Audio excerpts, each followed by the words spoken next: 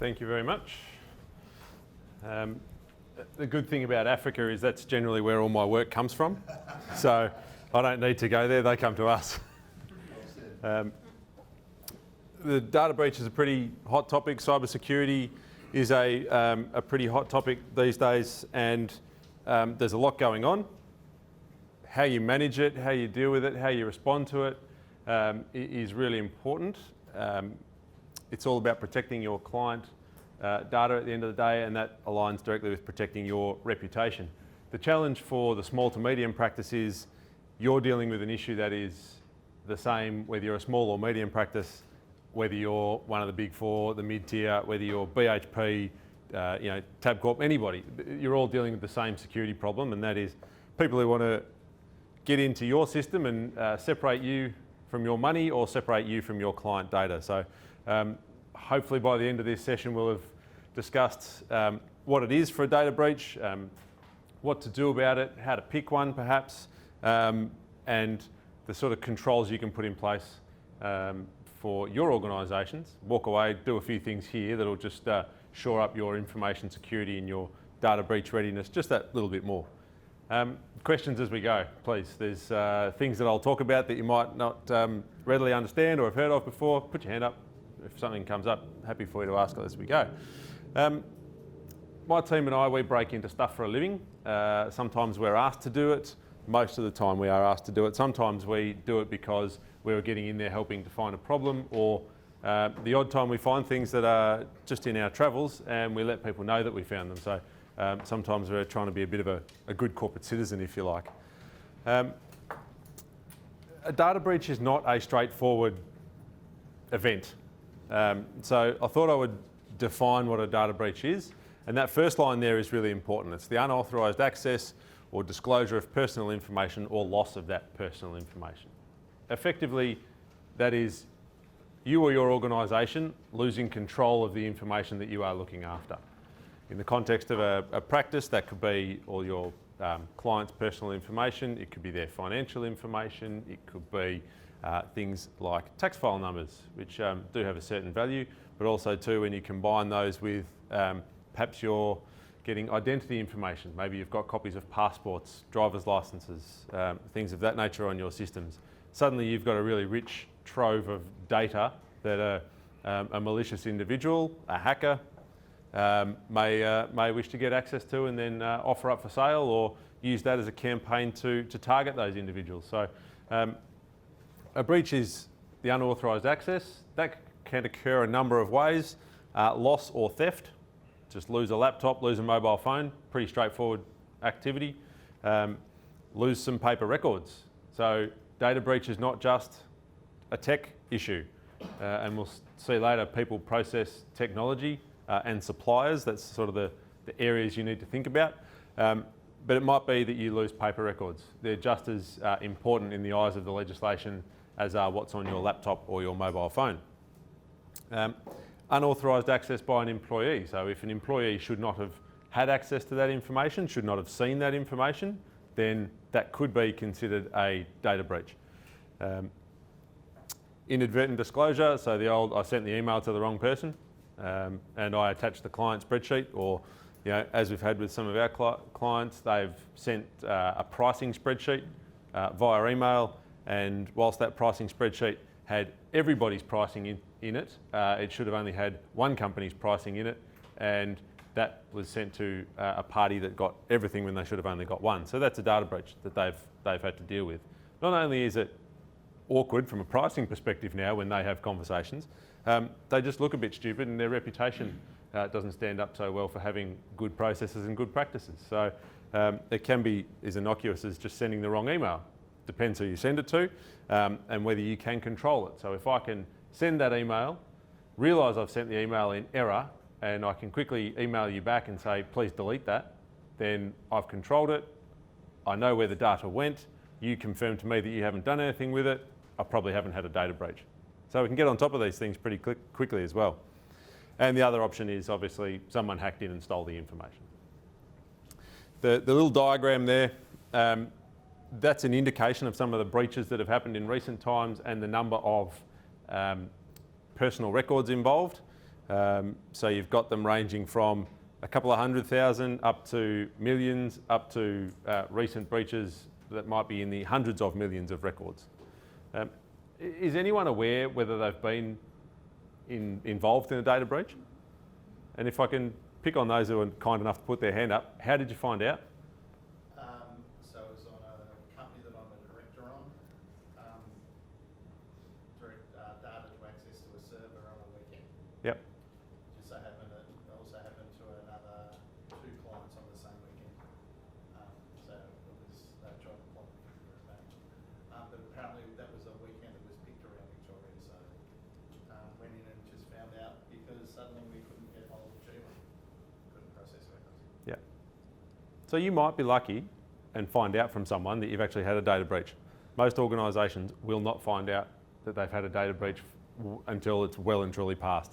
The average time is something like 72 days to discover that you've had a breach, let alone do something with it. In the context of the current legislation, if you've had a breach, you need to try and advise people within 30 days. So the ability to detect is absolutely paramount in trying to deal with it. If you're dealing with Europeans and the European legislation, you've got 72 hours.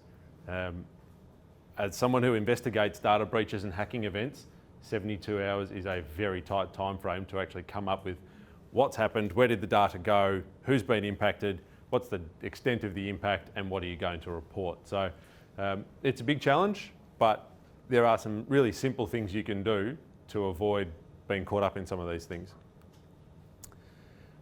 We have a bit of a perfect storm going on, and this is why data breaches are, you might say, is part of the national conversation a little bit now because everyone seems to talk about it. Facebook's had one, so everyone has a bit of an awareness about them. Heaps of malware is going around. Malware is this thing that just comes and goes in waves, and that's the email that gets sent to you that tries to separate you from some money or encrypts the data on your computer, asks you to pay Bitcoin. Fascinating business model. If you want to start a malware campaign and you know where to look, there's a malware as a service on the dark web. Put a few variables in a couple of boxes, pay them some Bitcoin, and then within 30 seconds you've got your own malware campaign going so you can get some cash, or Bitcoin as the case may be. And when you get caught by malware, there are 1300 numbers that you can ring, customer service, because most people don't know how to transfer Bitcoin. These people want you to know how to transfer Bitcoin, so there's a 1300 number, you ring it up and they will tell you exactly the steps. They will talk you through the process over the phone so you can transfer the Bitcoin to get your data unlocked. It is quite phenomenal, the business model they are running. Email compromise. I'm sure a number of you have received emails pretending to be someone to say, urgent transaction, we're doing a deal, keep it quiet, don't tell anyone, but transfer 50 grand to this bank account. And then you get an email quite quickly after that, have you done it, have you done it? And then another one that says, have you done it? And there will be this sort of pressure scenario they'll create. It'll appear to be, from someone within your business. Maybe it's another partner, maybe it's a CEO, maybe it's a CFO, someone like that. And they are very, very effective campaigns. I have a client who shall remain nameless that the only way they found out about one of these transfers through an email compromise was the lady in finance was sitting next to the CEO one day at lunch and she said, oh, I made those transfers for you. And he said to her, which transfers? And she said, transfers A, B and C, which totaled up just under $500,000. So they are then on the hunt to try and get $500,000 back spread across 3 transactions. It's very, very hard to do when you're trying to get banks to cooperate and understand where the money may or may not have gone. So, and all she did was follow an email because it looked like it was the right email and seemed like it was from her CEO. We just had a whole email conversation going, and the last part of the email was, okay, I'll put the money through now. And she sent me one email back saying, don't forget about your account details, here they are. I was so close to sticking it through, I just did a verbal check, and someone followed the whole email conversation and just hopped on at the end and just put their last little video. Yeah, and so the point you raised there is a really important one. You actually stopped. And the most important thing is when you get an email like that is to stop and actually ring them up and ring that person who is pretending to be the CEO and say, are you actually asking to transfer this money? And that is one of the most old school controls, don't send them an email like you referred to earlier, because that email will go back to the person who's emailing you to get the money out of you. You can be sure of that. But if you ring the person you know based on the phone number that you know for that individual, you can shortcut that process and then you can hit the delete button. So really basic, but really important. Have a good process that says, if we need to transfer some money, 2 people need to approve it. Or if it's over a particular dollar amount, verbal confirmation or something along those lines, just to have a bit of a catch built in to stop the inadvertent transfer of money out, particularly if that money goes overseas. We saw one where it was quite sophisticated. Where what they did was they put the invoice attached to the email, but looked like the genuine letterhead, except the details, like you said, telephone number, was different. So if they would have rang using that letterhead, then they would have got through to someone that said, yeah, it's all legit, just pay it. That's right. But of course, it would not have been. So again, they are pretty sophisticated. Yeah, and they will, it will look perfect. There will be very few details from a formatting perspective that will look incorrect. One of the ways they perpetrate this scam is a lot of organisations feel the need to put contact details on their website. If they can't get your email in the first place, they're going to have a great deal of trouble sending you the email to say, send me the money. But if you've got your email splashed on your website because it's a potential bit of marketing or someone might contact you, then there's a risk aspect to that. You're giving away that data, and that is a sort of a key foot in the door to start a scam like that. So some of those things need to be rethought. They're probably good in theory, but maybe less so in practice these days. We've also got GDPR legislation. That's the European version. Australia, about a week ago, released new law or draft law for increasing our privacy legislation penalties. So currently, if you really stuff it up, you could get a fine of about 2.1 million from an organisation perspective. That's for anyone who's covered by the Privacy Act. That's likely to go up to more like 10 million. So they're really taking this seriously. Money in the budget for the Office of the Information Commissioner. So the toothless tiger is perhaps not so much anymore. That scheme of notifiable data breach reporting has been in operation for about 12 months. You can see that in that 12 months, we've heard about 812 incidents. The 2 industries that are 1 and 2 every quarter when they release their statistics are healthcare and financial services. It's pretty easy to work out why. Healthcare's got all the really juicy data that they can do something about. They've got shoestring budgets in many respects, and so it's easy to break into their systems and cause trouble for them and get Bitcoin and things like that. You might have heard of the Cabrini Hospital issue a month or 2 ago. That was probably poor IT processes, but it still resulted in the issues they had. And then you've got financial services. It's very simple. Financial services has the money, so why not target them? Going up every quarter. We're hearing about it more, so it means you will learn more about these breaches. You'll find out if you've been caught up in one. But what we are seeing is that because of this legislation now and the need to report, you need to work on a couple of theories. And the first one is assume that you will have a data breach and have a plan to do something about it. Doesn't need to be a plan that is the size of the yellow pages or something like that, but you need a one-pager of who am I going to call, what are we going to do about it, and who's going to help me get through it. They're a bit of an event like nothing before.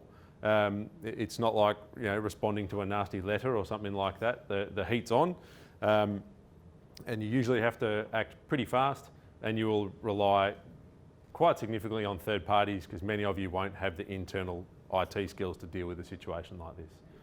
The other aspect to consider is cybersecurity insurance. You may have had your brokers talk to you about cyber insurance. You may have said yes, and you might have taken some up.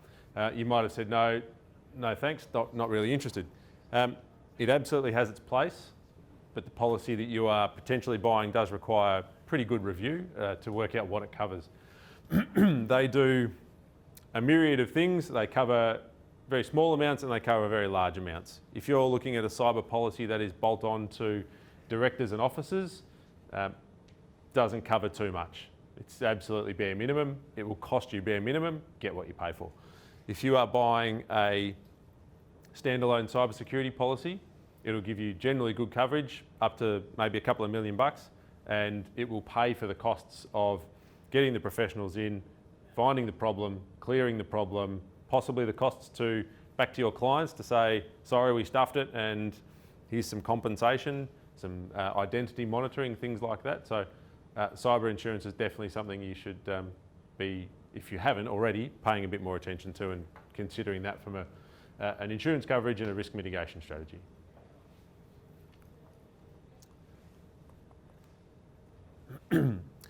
Let's talk through a couple of examples and how they happened and how they could have stopped, but also what the impact has been to the organisations involved. So the first one is the Red Cross, and if I was doing a good, the bad and the ugly, this is the good. It was a pretty big breach and it's pretty sensitive and personal data, but they handled it really well. If you want to learn how to handle a data breach, just Google the Red Cross data breach and read a couple of the case studies on IT News and things like that. Because what they did is they were open, honest and transparent about the whole thing, and they acted quite fast. They got in third parties to help them out. What happened was they were building a new website for their customers, their blood donors. I don't know if anyone here is a blood donor, but if you are, you will have recently interacted with their blood donor portal. That's what they were building. And that is so that you and I can manage our accounts, book in, preferences, all that sort of stuff. They had a third party developing that website for them, and that third party was needing some test data. So the Red Cross gave them a data file. 500-odd thousand records of blood donors. Here you go, keep building the website, here's the data, this is what we work with on a daily basis. So the first problem there is the Red Cross gave them real data. And it's very easy to just not hand over real data. There are programs to make real data not real data, so they could have dealt with that really easily. So there's a fail on their side. But what the bigger issue was is the third party was using another third party to store the information to develop the website. Now they were using Amazon Web Services. Lots of people, lots of organisations use Amazon. There are people out there that just scan for insecure Amazon buckets, as they're called, and that's what they grab the data and see what they can find. Someone found it, totally unsecured, did not have any parameters around it to stop anyone grabbing the data off that bucket. Luckily for the Red Cross, it was a local fellow, and he rang up and said, I think you might need to know that I've got my hands on this. I believe I'm the only one with a copy, and you might want to do something about it. So they did the investigation, they worked out how it happened, developer using the wrong security, put it up there, exposed it to the internet. What then followed was an investigation by the Information Commissioner, but more importantly, for the third-party web developer, they, some months later, filed for insolvency and are no longer in business. That one event for them, an innocuous business practice of using Amazon because it's good and cheap and fast and all those things, but using it incorrectly has shut the doors on that business. So the data breach has really had a very lasting impact on that organisation. The Red Cross, they actually came out looking pretty good because they told everyone about it and they didn't try and hide it, they didn't try and sweep it under the rug. And that's a really important aspect to this. If you have one, you suspect you've had one, you're talking to your clients, tell them you think you've had a data breach if you've obviously got the information to substantiate that claim. Tell them you've had a data breach and be open and honest, because they need to know and they need to do something about it. It might be something as simple as, I'm a client of yours, you think you've had a data breach, I'm going to go and change some passwords to my banking. It might be that basic, but at least they know to do it. If I'm on the good, the bad and the ugly theme, this is the ugly. And this is Equifax. You may be familiar with Equifax. They are a credit monitoring and an identity monitoring organisation. These are the people you ring when you've had a data breach and say, I've had a data breach, please monitor the internet activity of my customers to see that there are no fraudulent transactions, fraudulent applications for credit cards, loans, things of that nature. They had a data breach, a very big one, 145 million records, largely US, but some 2 million or thereabouts for Australia. so not immune to a US event.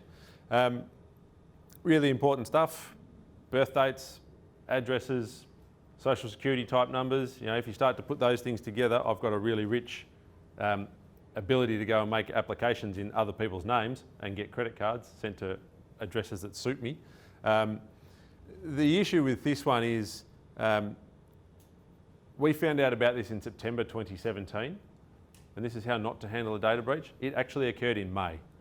So in that intervening period, all these people who thought their credit was being monitored and managed by Equifax were actually exposed for months and months of having their data out there in the hands of the people that should not have it. So the lesson in that one is work it out quickly and don't try and hide it, because it's better to tell people and then be able to go back to them and say, no, we didn't and it's all good, but we were cautious, than it is to say, no, it hasn't happened, and then have an investigation from the office or just get a technical specialist in and they turn around and say, yeah, you have, and now you better go and reconfirm that you've had one. So lots of lessons in the Equifax breach, and they were not pretty. Again, you can Google it if you wish to read more about that one.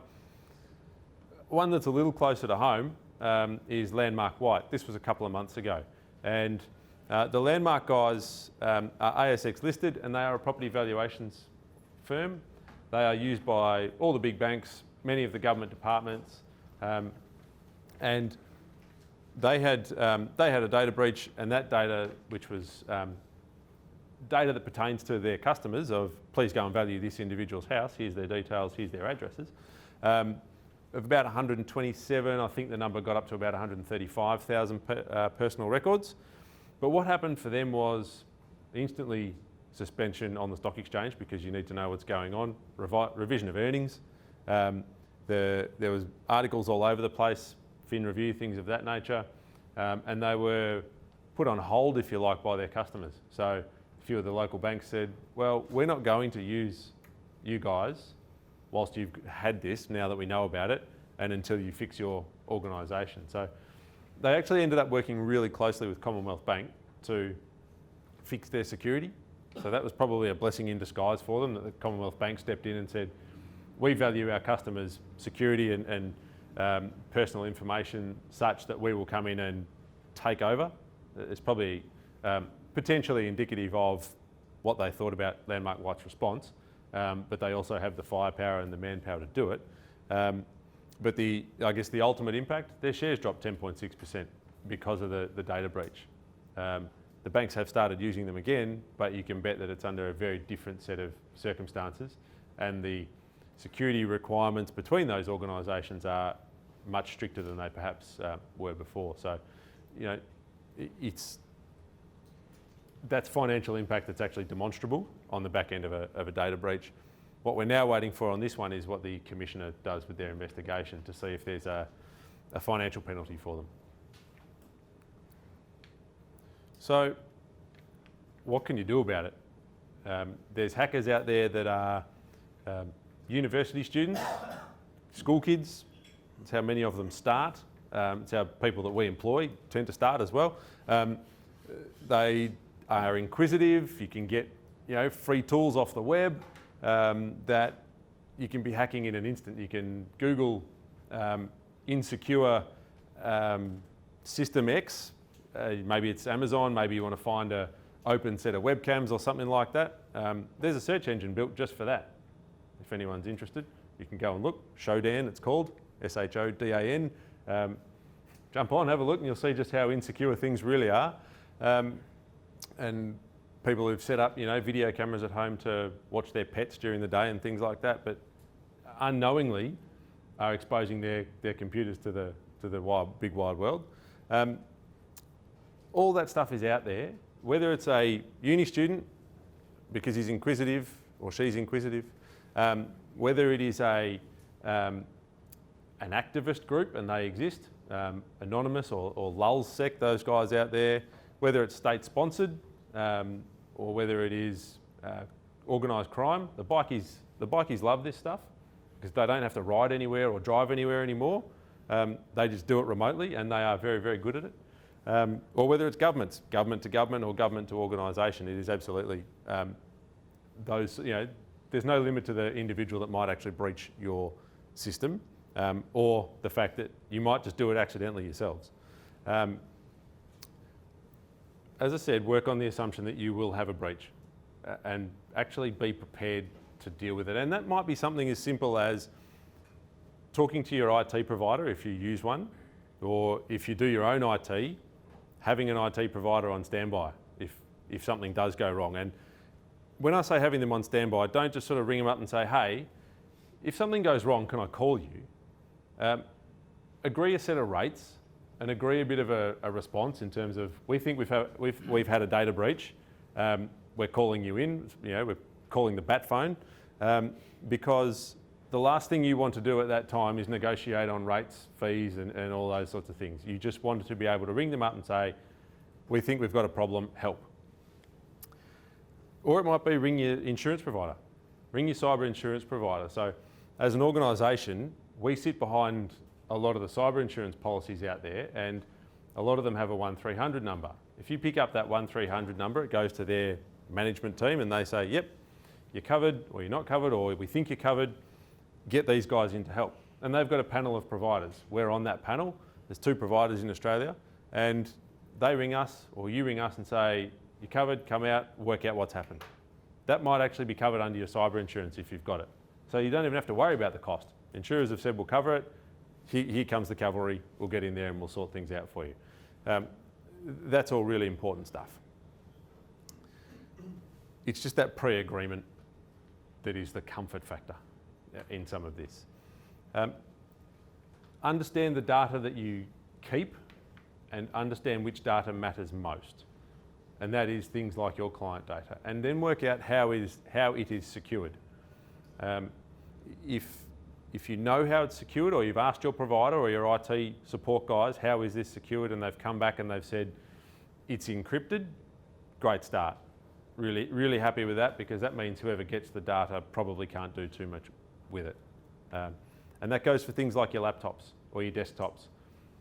There are settings in those that have encryption built in, have it turned on. It's a really basic step, but again, it's just part of that comfort blanket around our data's encrypted. If we lose the laptop, it doesn't matter. And back to whether the breach is an eligible breach or not. If you've got a laptop and it's encrypted and it has a password to get onto the laptop, and you lose the laptop, more than likely you've not had an eligible breach, because you can lose the laptop, but whoever gets it can't get to the data because you've got some controls in place. Encrypt it, strong password, and you're starting to manage the risk just that little bit more if you're not doing those sorts of things. Same goes for your iPads and all that sort of stuff. Same with your phone. Absolutely. Yep. Your phone's the easy one. It's also the easiest to lose. You've probably got apps on there that are carrying a lot of data. You might access your Xero system through it or something like that. Have a passcode on it. Have a good passcode on it. And an iPhone by default is largely encrypted, so there's nothing too much to be concerned with there. I'm not an Android user, I'm an iPhone user. That's a choice. If I was presented with the options, I would still be sticking with an iPhone. I don't think Android security is up to par. If you're an Android user, turn on more security than less is what I would be suggesting there. Is that like an urban myth, or is it true? It sounds like what you're saying is true, that the iPhones are sort of more secure, if you like. Yes. As a tool. Yes. Yeah. Any decent security person will say that an iPhone is more secure than an Android-based phone, largely because of they are encrypted out of the box, but also their app store and the way it works is so much more secure to get something in, and the vetting process they have is so much more significant. Rubbish doesn't get in like it does into the Android store. Does that mean I can't get malware on my iPhone or iPad, or is just less likely to? Significantly less likely to. I'm not going to say it's impossible, but it's near impossible. So there was an article just this week that they identified the first piece of software in the App Store that potentially had malware in it. So it was the first one to get through in however many years of the iPhone's existence. Android's had it for years. That's just a fact. I don't know if any of you travel overseas for business, to China with phones. Have a separate one. Same with laptops. Just don't take your primary device over there. Buy a cheap one. Go to JB Hi-Fi, buy a cheap one if you're really desperate to make calls and things like that. And when you get back, throw it out. The minute you connect to a network over there, your phone is uploaded with a whole bunch of stuff. They have the software. We work with the companies that make the software that do that, so we know that it does exist. And the minute you turn up at the airport, you turn it on, you go through passport control, they've got facial recognition on you, they've got the data that's associated with your iPhone or your telephone that is unique to that device, and then they've got the location mechanisms they have in that country. You are completely tracked and your phone is vulnerable to whatever they choose to do with it. So I wouldn't take my primary stuff to China if anyone's travelling or doing business with China. The bottom bullet point is the one I really want to speak about there, and that is don't go it alone. If you've genuinely had a data breach, and let's say you don't have cyber insurance cover, you're going to need specialist IT to work out what went wrong, how it went wrong, and how to fix it. You're probably going to need legal counsel to work out what your notification says or doesn't say, as the case may be. And then you're probably going to have to do quite a bit of IT remediation work after the fact. Plus you might need some PR to shore up your client base if it's a really bad one. You might find that the breach is caused by a third-party provider. Therefore, legally, you might want to have a tilt at that third-party provider to cover your issue. One of the third-party providers that is significant in the accounting and finance industry has a few breaches that are ongoing investigation right now. It's all tied up in legal stuff, but they are genuine breaches, and we picked up the data off the web a number of times from Eastern Russian type locations, and each time that file had about 5,000 individuals in it, personal details, tax file numbers, all that sort of stuff. So those breaches have actually occurred, but the legalese is tying them up at the moment. So practice management system, really valuable, make sure it's really secured. And to that point, know what matters most. Whether it's the financials, whether you've got some IP that you have for yourselves or you look after for clients, you've got trade secrets, you might have email data that just has detail about transactions or deals that are going to occur. That is all valuable stuff. Keep it under lock and key as best you can. Credit card and payment data. If you're accepting credit cards and you're not using a third party to process that credit card, start using a third party to process that credit card. Just get the risk out of your system. If people are ringing up over the phone to pay their bills or something like that, and you're tapping the number in, try and avoid all that retention or potentially accidental retention of a credit card number as someone scribbles it down to pay the bill, because that's just a risk you don't want. Third-party payment gateways are everywhere. They're not super expensive. They are secure. They're audited. They're signed up to a bunch of security standards. That is by far and away the best way to deal with something like credit card or payment-related information. From a governance perspective, what do you actually need to do about this? Depending on the size of your organisation, you may be one of those roles, you may be some of them, you may be none of them, you may be all of them. But from a cybersecurity and a data breach perspective, you are absolutely involved in every one of them. You need to actually ask the questions of whoever looks after your IT about security and data breach. But please don't ask them, are we secure? Because it's a question they can't answer, and the answer they give you is not going to be a helpful one. Just twist it around a bit and say to them, why are we secure? What have we got in place that makes us secure? And if they turn around and they tell you that data's encrypted and we're not sharing data with parties unless it's encrypted or on a sharing platform, we're not emailing it, that we've got that we've got usernames and passwords and we review them and we change them every now and again, things of that nature, then you can start to get a sense of we are more secure than less secure. You can't be fully secure. There's just too much and it changes too frequently. Get a review done.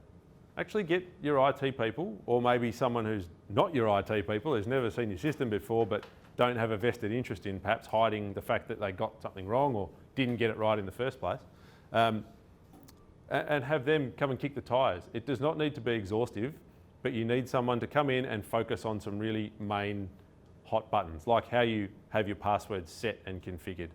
If you log in remotely, and plenty of us like to log in remotely, work from home, work from the airport, all that sort of stuff.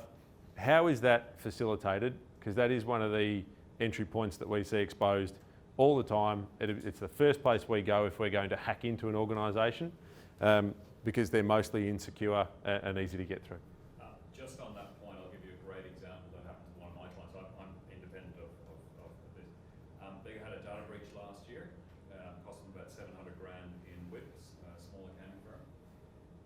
Their IT guy came back, reset the systems, went to the senior partner and said, "Oh, what do you want your password to be?" And he went, "Oh, I don't know, just password 1." So he set up his password 1. I think it was 7 weeks later. Guess what? So they're currently nailing that guy to a tree. Yep.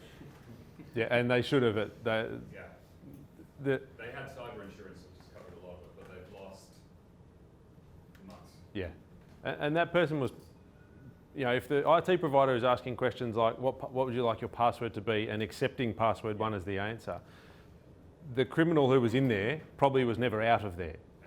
And cleanup is one of these really important points, because oftentimes they'll get into your system, they'll lurk for a while, they'll watch what goes on, and then they will strike because they'll have observed pattern or seen the bit of data they're after, or they've picked up the emails about the financial transaction. So getting them out and cleaning up is really important, and that may mean rebuilding your entire IT setup to be really sure. So if a client gets a bit of malware that comes in and encrypts everything, generally the right approach, if they've got a nice, good quality backup, and that's the next point, we will suggest that they rebuild from scratch, because it's the only way you can guarantee that that system is free of that malware. And malware gets in and it's like an octopus, so it's really important to clean that stuff up. The challenge with them, and this is the exact point of the backup, was when they went through their backups, they had to go back in a complete month to rebuild the data set, which meant that they lost a month of processing. So backups are super important. You may do them, you may not do them, you may do them frequently, you may do them infrequently. The issue we're seeing with backups is all these IT people turned around and said, the best way you can do your backup is to hook it up to your network or hook it up to your IT setup and have it always on, and you're always backing your data up. Isn't this fantastic? And it was, until malware worked out that one of the first things it should encrypt is your backup. Because what it does by encrypting your backup is it then goes and encrypts your primary data.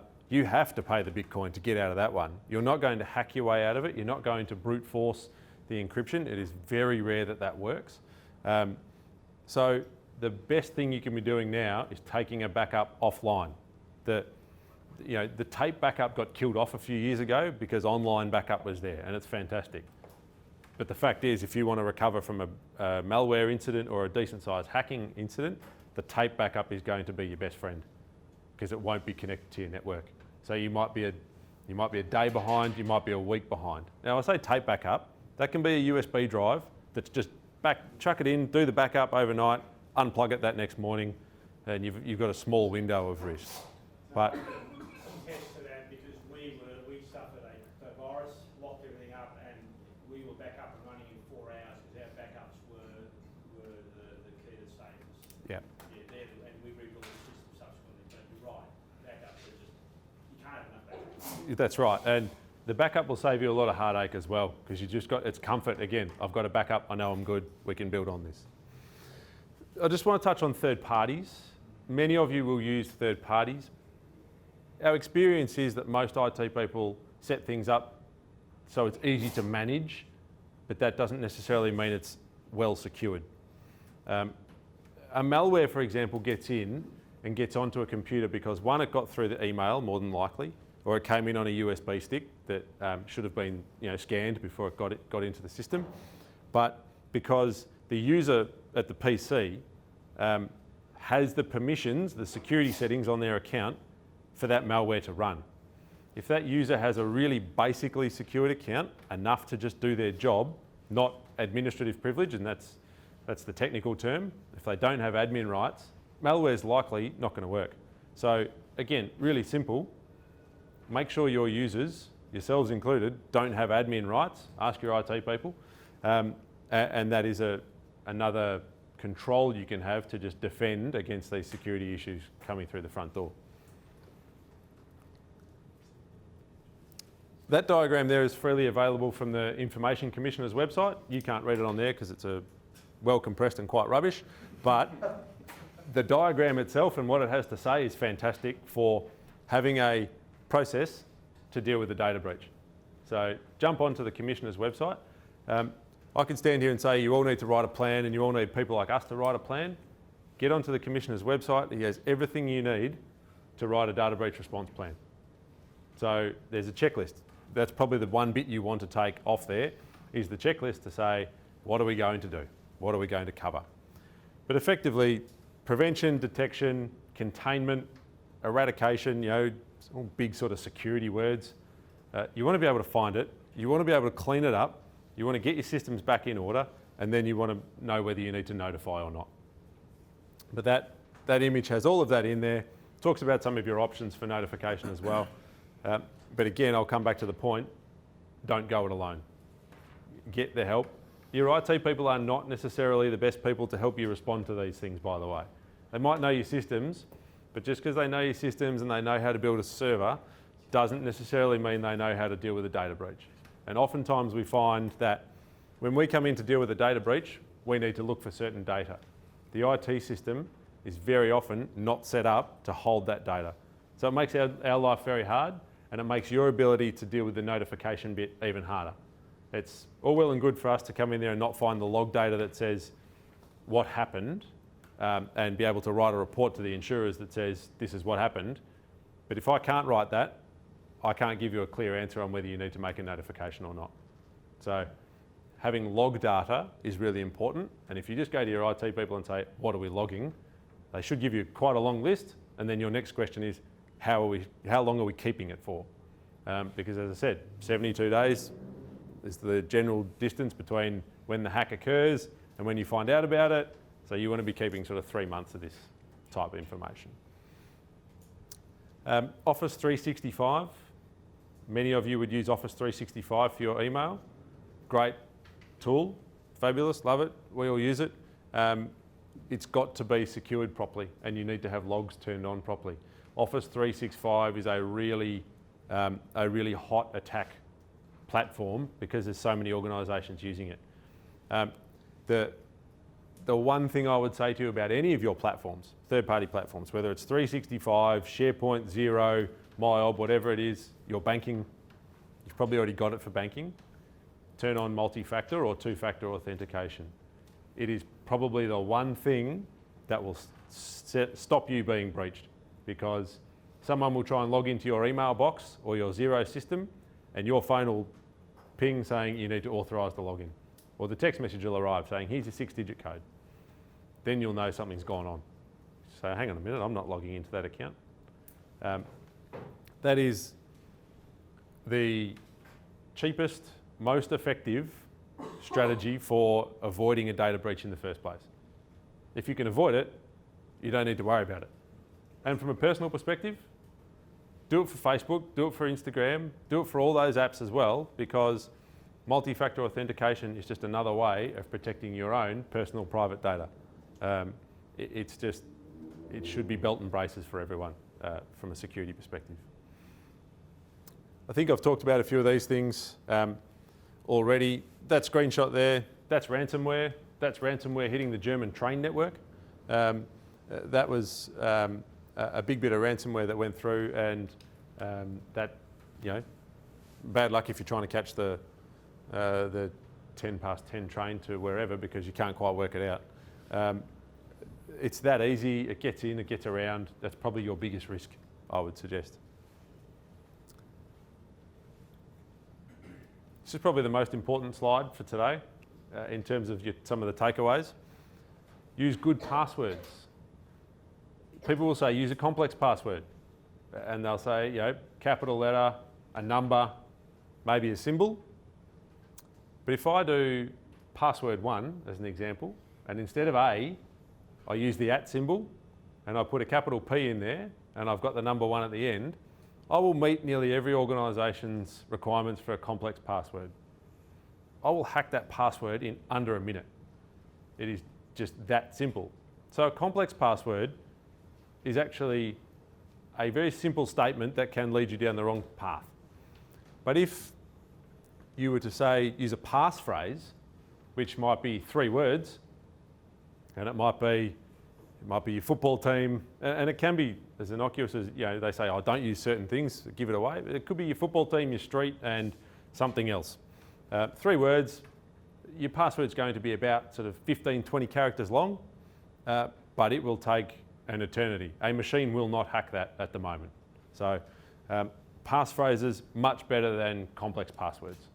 If you put an @ symbol or a number in there, even better. You're starting to get a password that will take, you know, hundreds of years to try and hack through. So That's all very well, but but how do you, I presume as an IT guru, yep. you have multiple long complex passwords.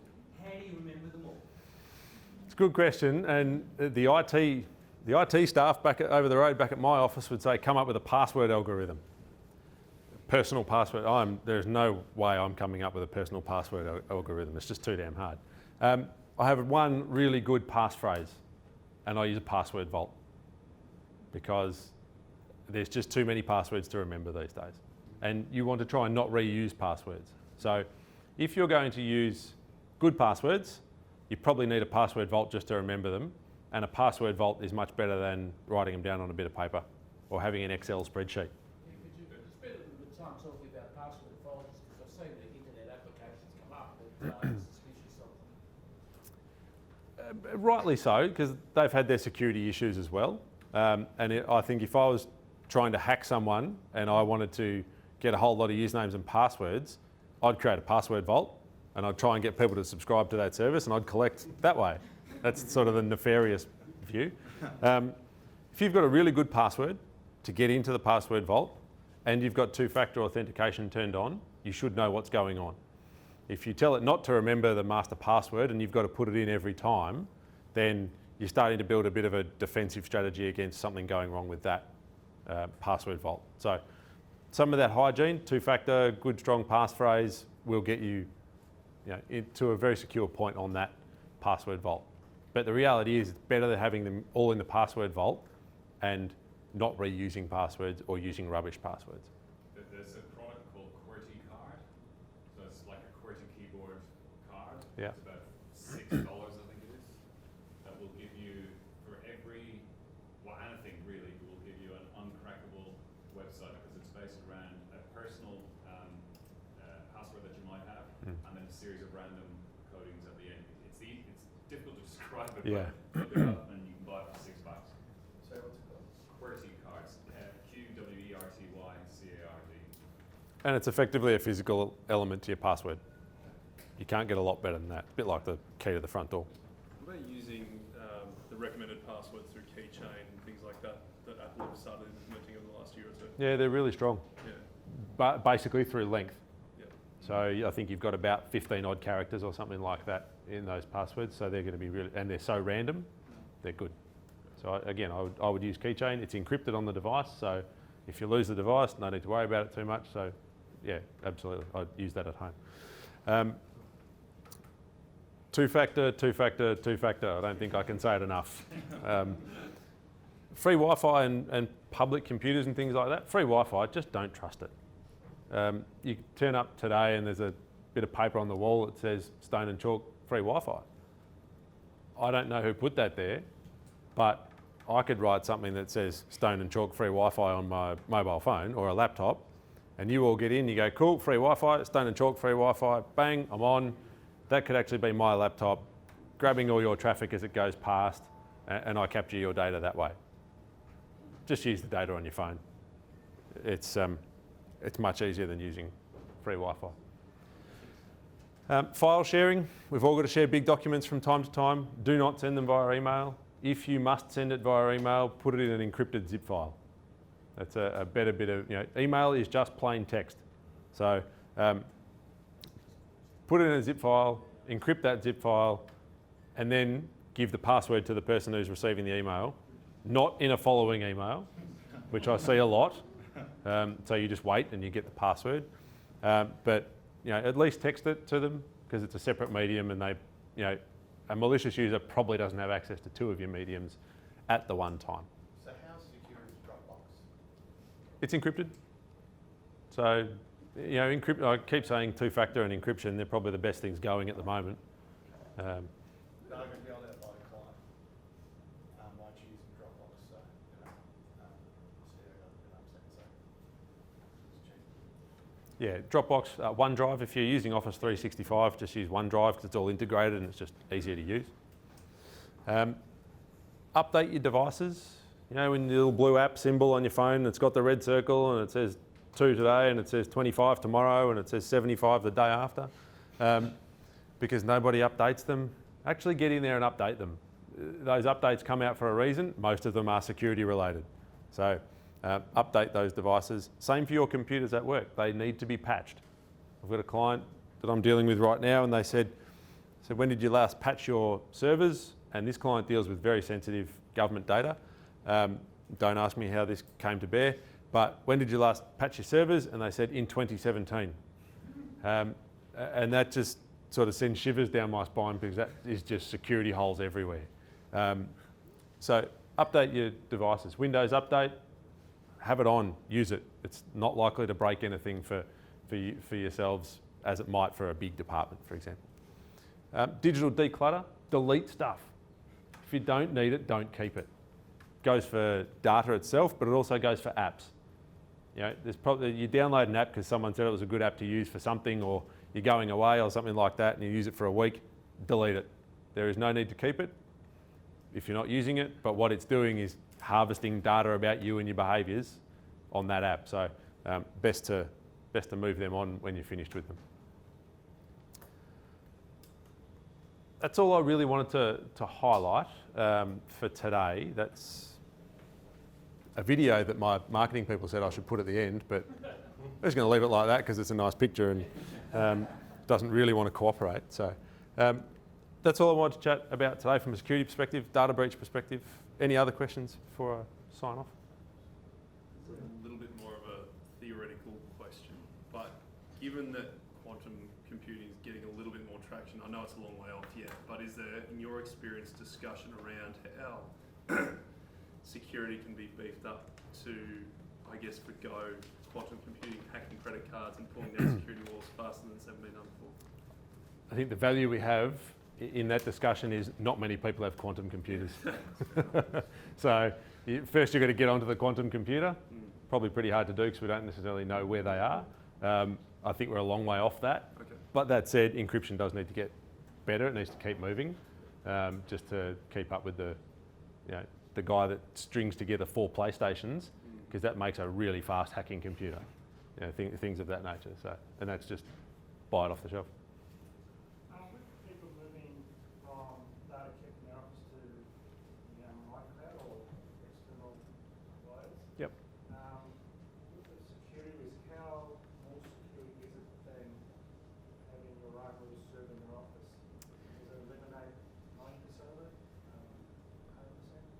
100%? There's a false view that having the server in your office is good because you can see it and you can touch it, and therefore it must be secure. And a number of clients come to us sort of with that thought in mind. My answer to that is, if you're choosing a reputable cloud provider, like a Microsoft, for example, and you're using a OneDrive or a SharePoint, something like that, or an Office 365, and that you have appropriately secured with things like 2-factor authentication and saying that users outside of Australia can't access your accounts, combined with the fact that they will invest more money in security in their platform than you'll spend in a lifetime on IT. That is immeasurably more secure than what you can put in your office with the server under the desk. And my advice to anyone is get onto the cloud in an appropriately secured manner as quick as you can and leave the server behind, because that's a risk point. Do you find insurance companies' premiums vary because you're on the iPad as opposed to? The one thing I don't see is the premiums. So I can't help you on that one, unfortunately.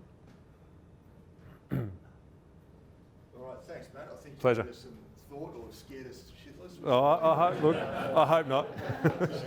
Thanks very much. Thank you.